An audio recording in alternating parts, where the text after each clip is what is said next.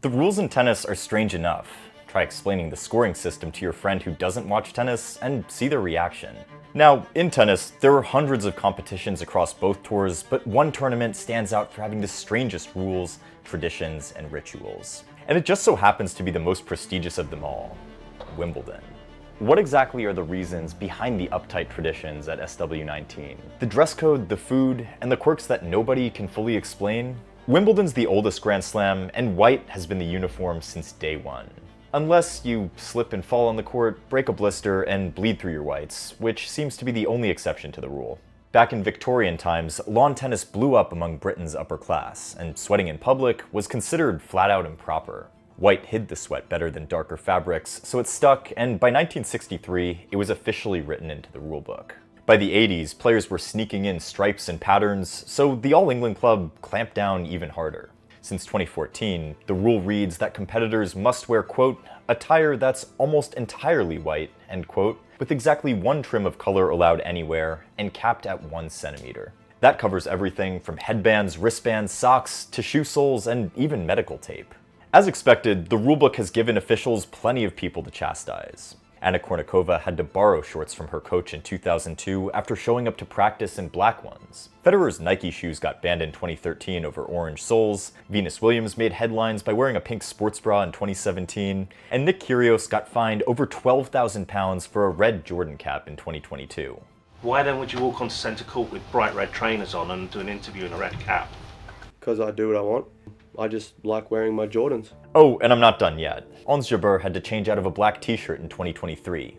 Djokovic needed special medical clearance just to wear a knee brace in 2024. And well, Andre Agassi, he flat out boycotted the tournament for years, partly because he couldn't stand the rule. The one real concession came in 2022 when dark undershorts were finally allowed beneath white skirts. And after almost 150 years, someone finally caught on to the obvious. I went on the pill to stop myself bleeding because I knew we had to wear white undershorts and I didn't want to face any embarrassment. Sometimes I would go to the bathroom just to check to make sure that nothing was showing. These days, things aren't as uptight, and players like Naomi Osaka are pushing the fashion further with flamboyant outfits, though outfits that are flamboyantly still within the core set of rules. Purple and green are Wimbledon's official colors. You'll see them on every ticket, sign, and piece of merch. These colors were adopted all the way back in 1909 after the club realized its old color scheme was basically identical to the Royal Marines. Obviously, that wouldn't fly, so what did the All England Club do? They trademarked the combo in 2016. Nobody's ever explained the choice, but the read is clear. Green for the grounds, purple for the exclusivity. As a spectator, you don't have to wear white, purple, or green, but plenty of people dress sharp anyway, since the whole place has a polished, garden party energy. I will say that comfortable shoes, layers, sunscreen, and something for rain are the real dress code. Just as sacred as the colors is the grass itself. Wimbledon's the only slam still played on the surface. Grass, well, it changes everything. How fast the ball moves, how it bounces, how players have to adjust their whole game. All 18 championship courts at Wimbledon are 100% perennial ryegrass, and prep for next year starts the moment this year's final ends. Through the winter, the grass sits at 13 millimeters, then gets trimmed down exactly 1 millimeter a week come spring until it hits the tournament spec of 8 millimeters, the sweet spot for a consistent bounce without the turf falling apart under 2 weeks of sliding and sprinting. Courts get mowed 2 or 3 times a week starting in May, and then daily once the tournament's underway. A full grounds crew and an independent turf consultant track moisture and firmness the entire time. Maintenance crews also brush, roll, and paint the lines daily, keeping everything perfectly pristine. Unfortunately, wildlife is the real enemy of that grass. Fox urine can kill patches of grass, so the club runs electric fencing and guard dogs to keep foxes out. Pigeons are handled differently by Rufus, the hawk who's been patrolling the grounds and standing on duty since the early 2000s. A bird of prey on payroll to scare off other birds. Given how much work goes into the grass and how seriously the club takes its image, smashing a racket on court will cost you.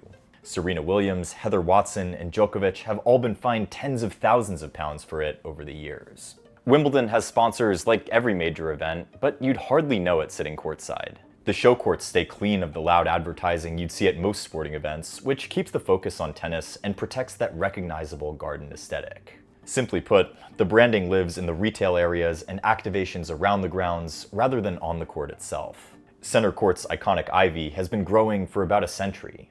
Court 1 has a full living wall. Throw in another 50,000 plants across the grounds, and I should mention that they're almost all coordinated to perfectly match the purple, green, white palette. Before you get anywhere near the grounds, there's the queue.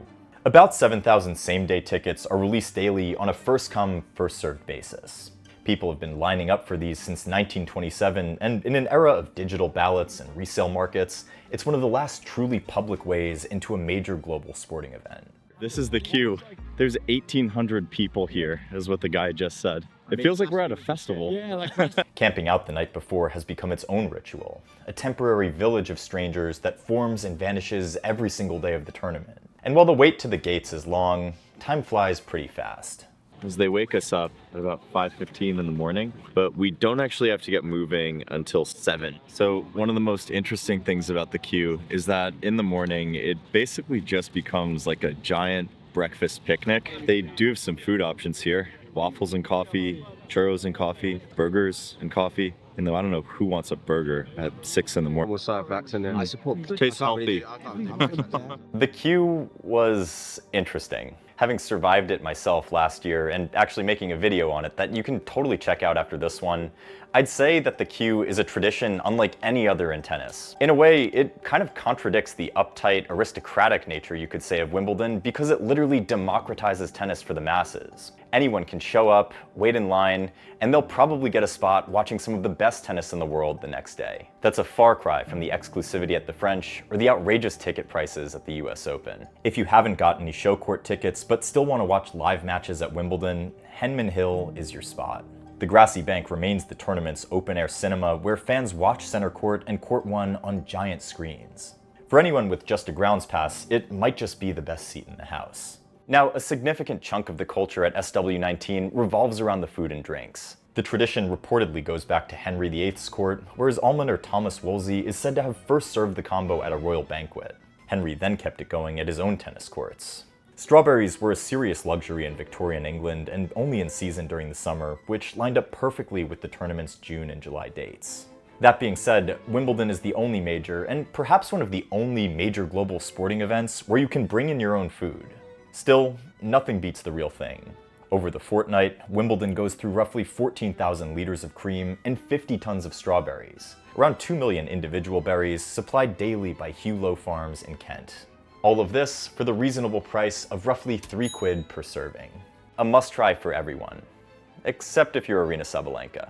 I would say that I'm not a fan of strawberries with any sort of cream. I just like plain strawberries. Strawberries aren't the only notable concession, though. The Pimm's Cup showed up here in 1971 and never left. Really pretty.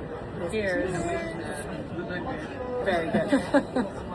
Best tournament drink by far. Amber, fizzy, loaded with cucumber, mint, and summer fruit. It's basically the tournament in a glass, and I should say, dangerously easy to drink in the sun.